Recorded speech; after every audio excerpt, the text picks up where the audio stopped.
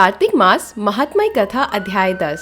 राजा पृथु बोले, हे सृष्टि श्रेष्ठ नारद जी, आपको प्रणाम है।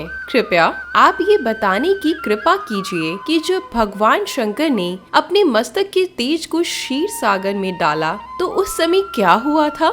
नारद जी बोले, हे राजन, जब भगवान शंकर ने अपना वे तेज क्षीर सागर में डाल दिया तो उस समय वे शीघ्र ही बालक होकर सागर के संगम में बैठकर संसार को भय देने वाला रुदन करने लगा। उसके रुदन से संपूर्ण जगत व्याकुल हो उठा, लोकपाल भी व्याकुल हो गए, चराचर चलायमान हो गया। शंकर सुवन के रुदन से संपूर्ण ब्रह्मांड व्याकुल हो गया। ये देखकर सभी देवता और ऋषि मुनि व्याकुल होकर ब्रह्मा जी की शरण में गए और उन्हें प्रणाम कर उनकी स्तुति करने लगे। उन सभी ने ब्रह्मा जी से कहा, हे पितामह, ये तो बहुत ही विकट परिस्थिति उत्पन्न हो गई है। हे महायोगिन, इसको नष्ट कीजिए। देवताओं के मुख से इस प्रकार सुनकर ब्रह्मा जी सत्यलोक से उतरकर उस बालक को देखने के लिए सागर तट पर गए।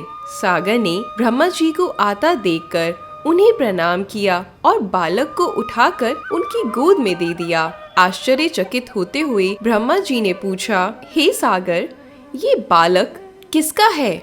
शीघ्रता पूर्वक कहो।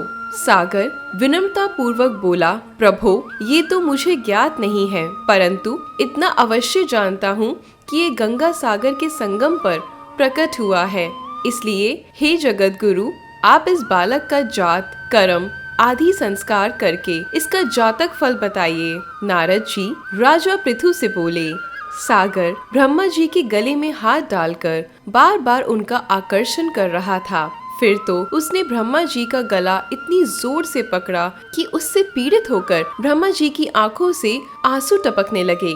ब्रह्मा जी ने अपने दोनों हाथों को जोर लगाकर किसी प्रकार सागर से अपना गला छुड़वाया और सागर से कहा, हे सागर, सुनो, मैं तुम्हारे इस पुत्र का जातक फल कहता हूँ। मेरे नेत्रों से जो ये जल निकला है, इस कारण इसका नाम जलंधर होगा। उत्पन्न होते ही ये तरुण अवस्था को प्राप्त हो गया है, इसलिए ये सब शास्त्रों का पारगामी, महापराक्रमी, महावीर, बलशाली, महायोद्धा और रण में विजय प्राप्त करने वाला होगा। ये बालक सभी दैत्यों का अधिपति होगा। ये किसी से भी पराजित ना होने वाला तथा भगवान विष्णु को भी जीतने वाला होगा। भगवान शंकर को छोड़कर ये सबसे अवधेय होगा। जहाँ से इसकी उत्पत्ति हुई है, ये वहीं जाएगा। इसकी पत्नी बड़ी पतिव्रता, सौभाग्यशालिनी, सर्वांग सुंदरी, परम मनोहर, मधुर वाणी बोलने वाली तथा शीलवान होगी।